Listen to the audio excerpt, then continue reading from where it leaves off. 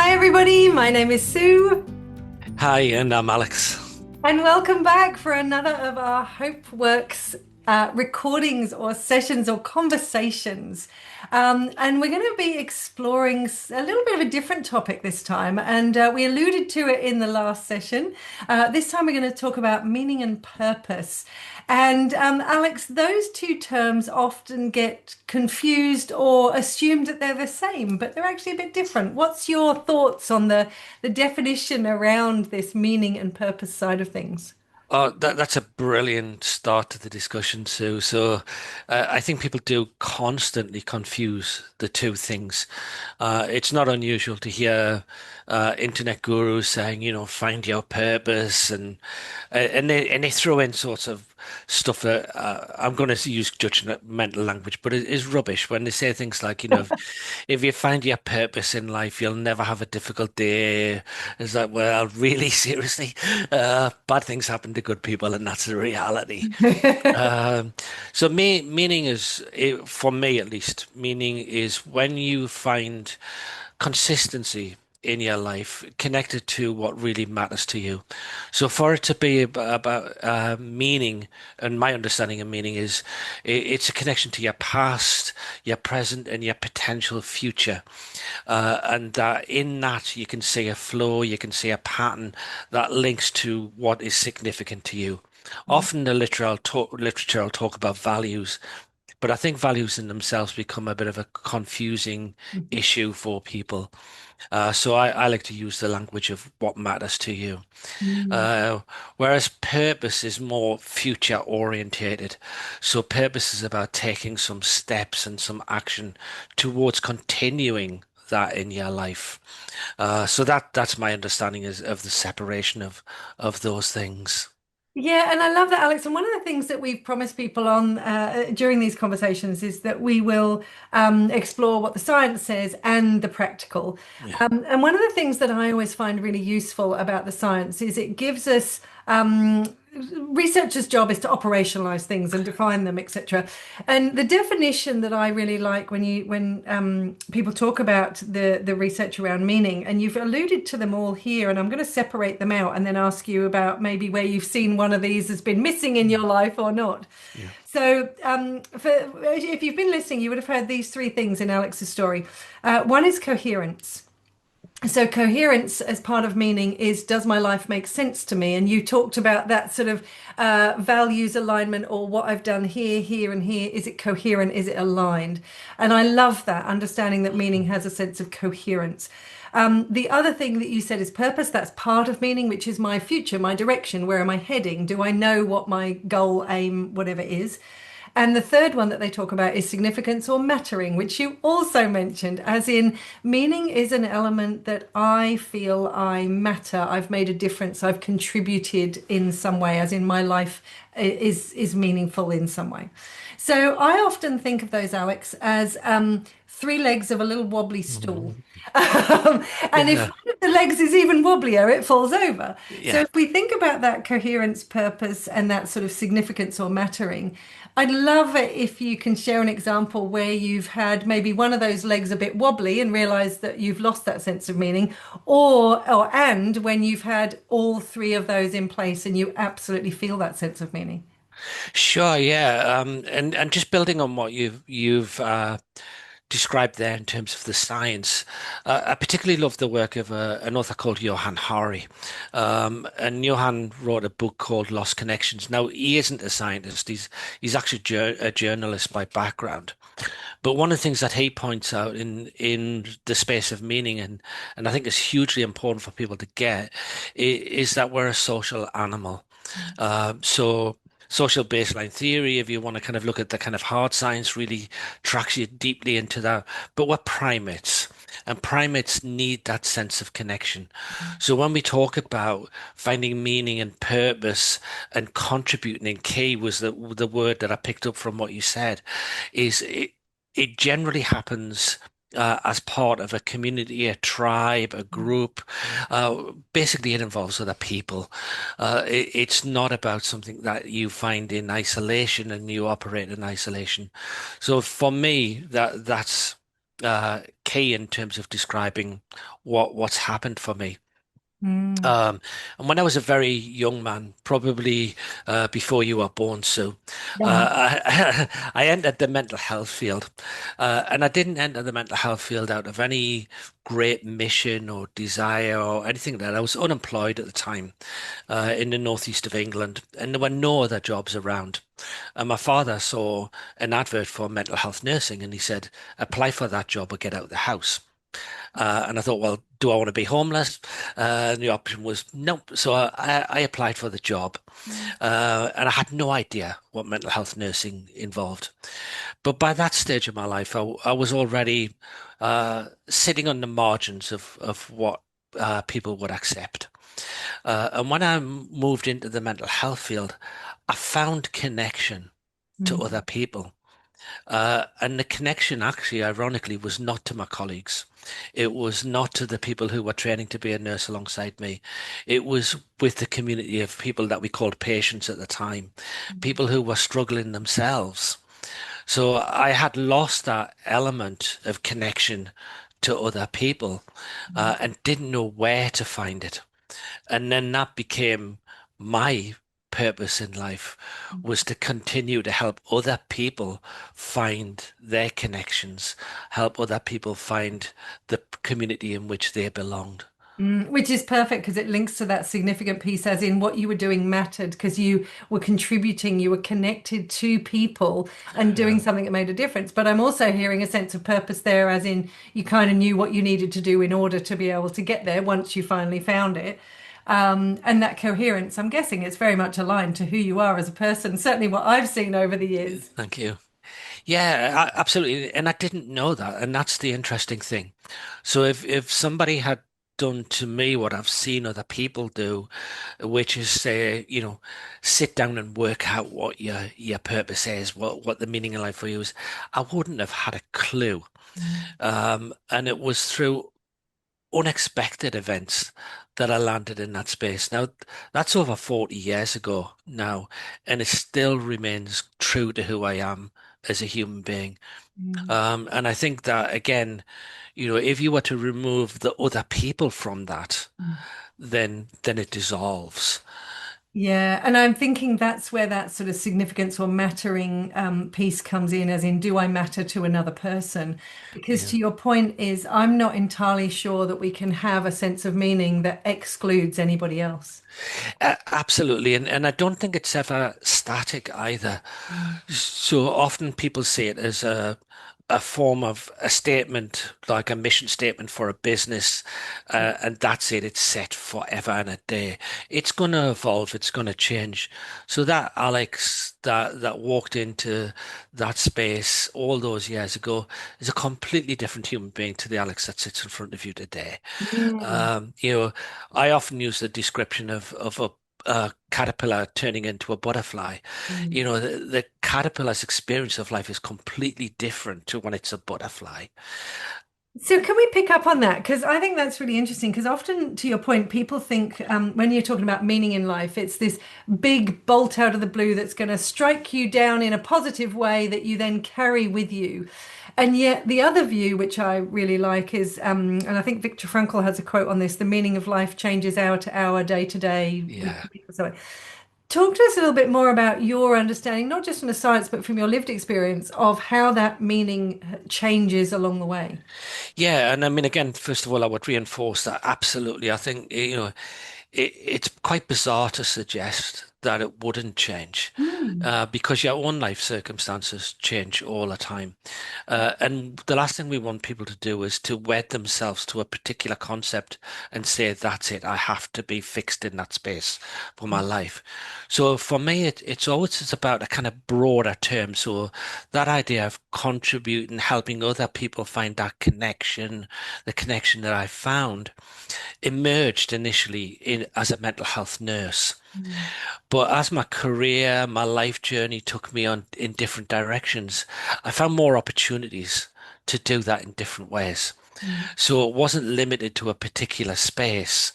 Um, the way in which I did that changed. So from the person who was sitting in front of patients in psychiatric hospitals to somebody who's written books, somebody who's given presentations, who's done things like we're doing today, podcasts.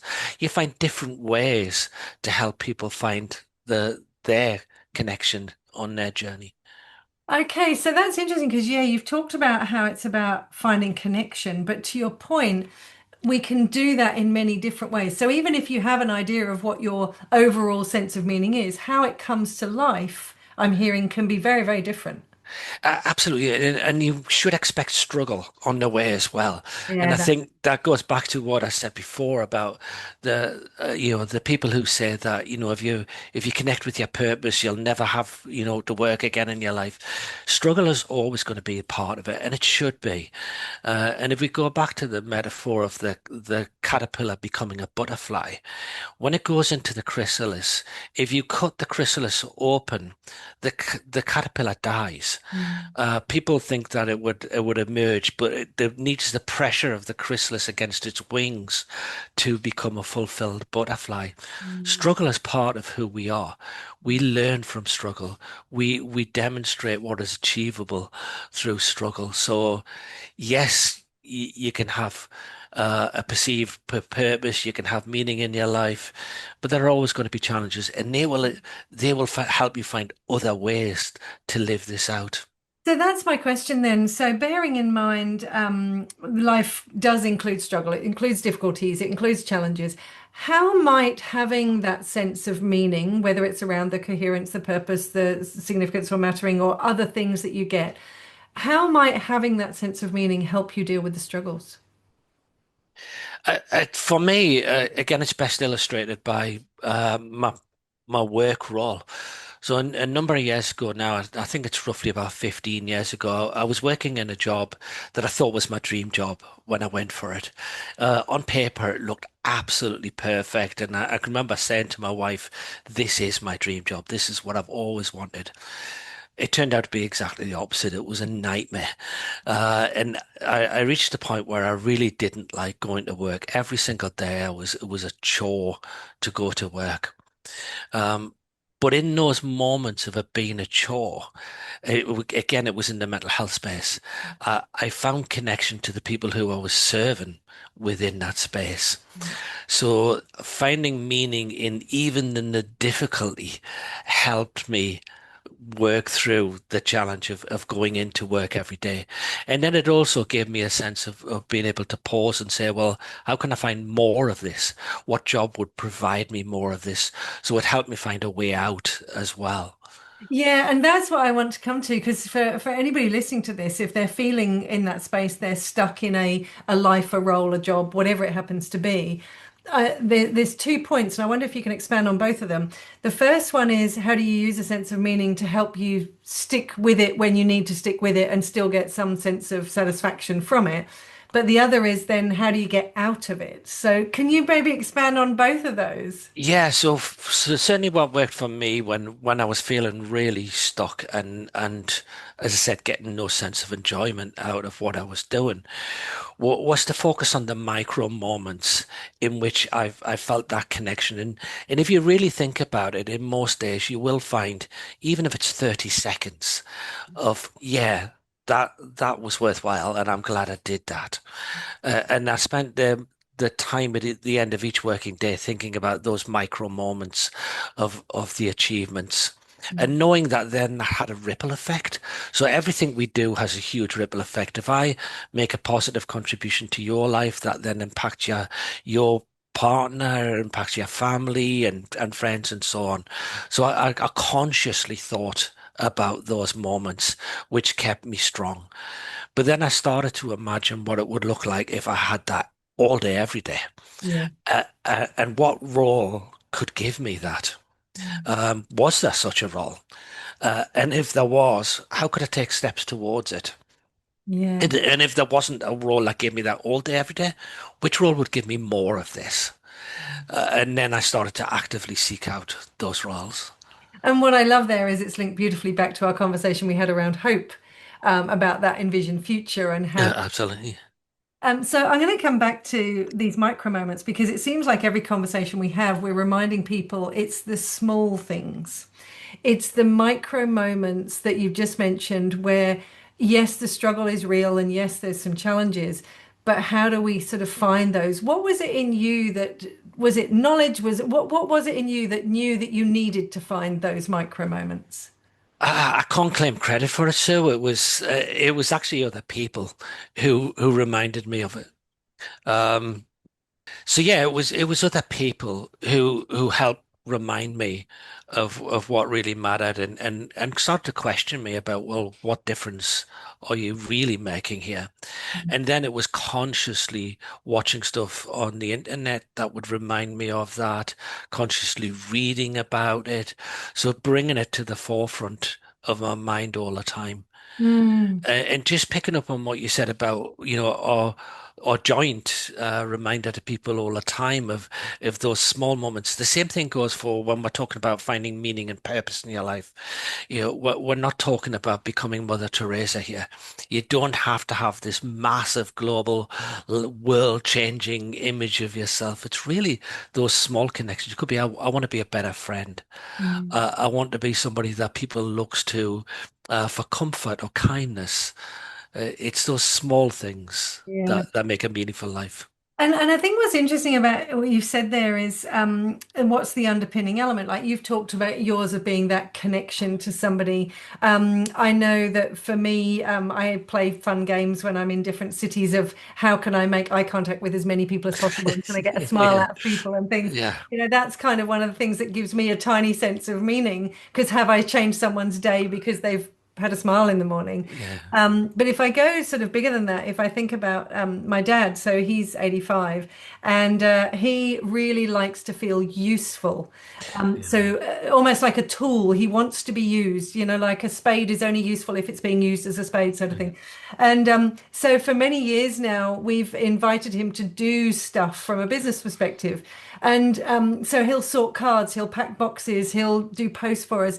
And it really gives him a sense of meaning because he's useful to somebody. And what I'm hearing in your story as well is it's the human connection, but you've added value to somebody else. yeah. I think that's absolutely critical. So as primates, we need to feel part of a community. We need to feel that we're contributing to that community. That sense of belonging comes from that space of I've added rather than I'm a taker. Mm. We really cannot overestimate the power of exactly that. Going back to Johann Hari's work, I love the way that he describes loneliness as not the absence of other people, it's the absence of contributing. Yes. And I think that's exactly right.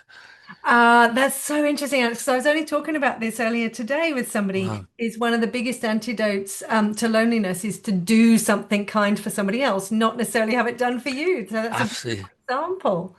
Yeah, and the research evidence around it is incredibly powerful too. So if you need an exterior motivation to actually take that pathway, then you're going to live longer. That's what the research tells us. Yeah, which is beautiful. So let's make this really practical because we're using some big words like meaning and purpose and values and significance and mattering and all these. They seem big.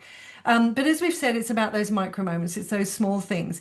So for somebody who is wanting to find their sense of meaning in life or to identify a purpose, a direction, give us some small steps that we might be able to take. Yeah, a favorite exercise of mine when I'm helping people work through this is to reflect back on the last year.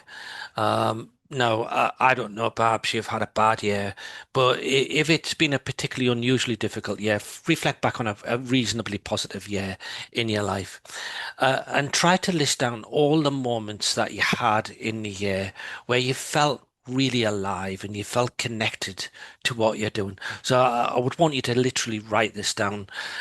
Typing doesn't seem to work the same. There's something about that handwriting connection.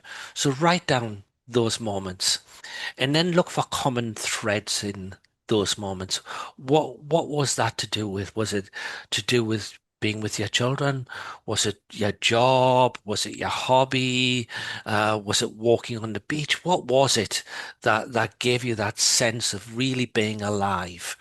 And then give that a name. Call it something, and you can call it anything. You could call it, I don't know, Fred Flintstone if you wanted. It doesn't really matter.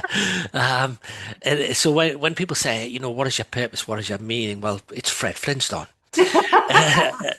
And then you're asking yourself, how many, looking ahead into the next week, how many times can I have moments like that? And if you can hit two or three, you're doing way better than most people. So if you found that, the common thread that we're calling Fred Flintstone was actually having a cup of coffee with your next door neighbor. Yeah. Well, let's try to schedule in a few more cups of coffee with your next door neighbor. If it was sitting listening to somebody who was struggling, let's try to find some more opportunities to do that. It's no more difficult than that, Sue. That's living in alignment with what really matters to you. I love that. I love it. And I'm going to pick up on that because I'm wondering, we talked about values earlier, and you said sort of that, people talk a lot about values, and values are important from an alignment perspective.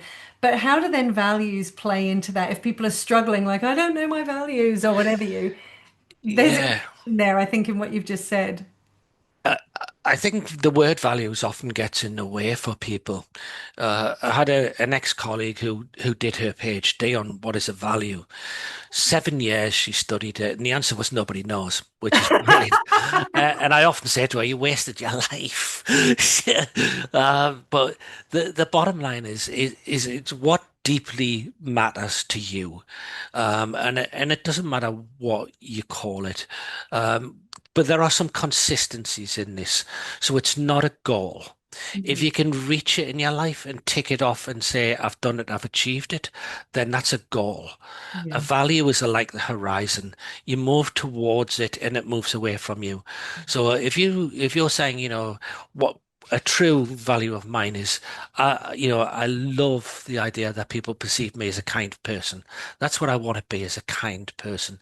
Now, you never finish being kind to person, saying, well, I've done that, now on to the next thing. Let's be a nasty person. So you're constantly moving towards it. Yeah. Another way to describe what a value is when the sailors sailed around planet Earth, they used the stars to guide them, but the stars were not their destination. They were a Yeah. guide. And a value is much the same. It's a guide in your decision making. Is this in alignment with how I really perceive who I truly am? Yeah, and I think that's an interesting one for us to consider because I think I always talk about the difference between sort of a core value, which you live and breathe, and an aspirational value, as in you believe is important, but you're not living and breathing. So, Yeah. to your point, you just said about kindness. Kindness is core to who you are. You live and breathe it. Certainly, what I've seen. Mm. But you can equally believe kindness is important and not live and breathe it. Absolutely. So, how can we help somebody with that last piece of the puzzle about ensuring we are actually living and breathing the things that we say are important to us, that are those guiding stars in the sky? Again, I think sometimes we overcomplicate things and we make it sound like it's really, really difficult. And with due respect to some people in our field, they do exactly that. They use this language that disconnects from people, and they make themselves sound grandiose. What I'm going to suggest is really, really easy. There's absolutely nothing wrong with having those aspirational values. That what the science is starting to show us right now is what really, really matters to people is what they genuinely believe about themselves. Mm. So if you believe you would like to be a nice person, then write down a few things that you could do that a nice person would do. Yeah. It's that simple, and then do it. I love that, Alex. Uh, And I love it because I often say, if one person can learn to be a carpenter, anyone can learn how to be a carpenter. If one person can be a painter, anyone can be a painter. You just have to paint. Um, yeah, so, to your point, one of my top values is making a difference. But how I make a difference could be 100 different ways. yeah. But maybe we need to look for those moments and remind ourselves when we've done them. It's simply how you perceive it. I always get this story wrong, but But I read it in a book once, and I don't even know if there's any truth in it, but I love it anyway. The story goes that Michelangelo was walking down the street one day, and he saw two people, two stonemasons, and he said to the first stonemason, "What are you doing?" And this guy said, "I'm carving out stones ready for this building." And he said to the second one, "What are you doing?" And he said, "I'm building a cathedral." And that's it. It's how you view what you're doing that matters. I love that. I love that. So let's think about this. What are some practical things that we're going to ask people to do over the next week to try and bring more meaning to their lives? So the first thing I want people to do is to pause and recognize you're already there. So you're not starting from scratch. Then think about, as I said before, back over a period of time. I mentioned a year. It doesn't have to be. It could be the last month, the last week. When were those moments where you felt really connected to what was happening for you? In that moment, that will tell you something. So people will often talk about concepts like flow, where you feel totally engaged in things. Um, but just the moment where you were lost and everything felt joyous and you felt happy, write those down. They're going to become the material for the future. Spend a bit of time reflecting on what was it about that moment that mattered. Talking to somebody on the bus. Why? What was it about that? Don't go for the big grand stuff. Go for something really, really small. Reflect upon that and then start to think about how you can replicate it and find one thing, just one thing that you can do the following week that that would help you move to experiencing that more in your life. I love it, Alex. And what you've also given us permission to do is to perhaps stretch ourselves a little bit and say, well, what would it be like if I talked to that person on the bus? Maybe I've never done Yeah, it. But maybe I'll enjoy it and then maybe I want more of it. So I love that yeah. you've given us a way to review and reflect, but also potentially try new things. Absolutely. And yeah, have fun as well as the other part of it. Absolutely. Yeah. All right. Well, thank you, Alex, for a fabulous conversation again. And thank you, everybody listening on this. We've got some tips for you. Hopefully, you'll put some of these things into practice. And we're going to focus our next session on those positive emotions. And we might find that our sense of meaning and positive emotions feed each other. When we get meaning, we feel more positive. When we That's it. look at what makes us joyous, it gives us a sense of meaning. Brilliant. Thanks, everyone. See you soon. Bye.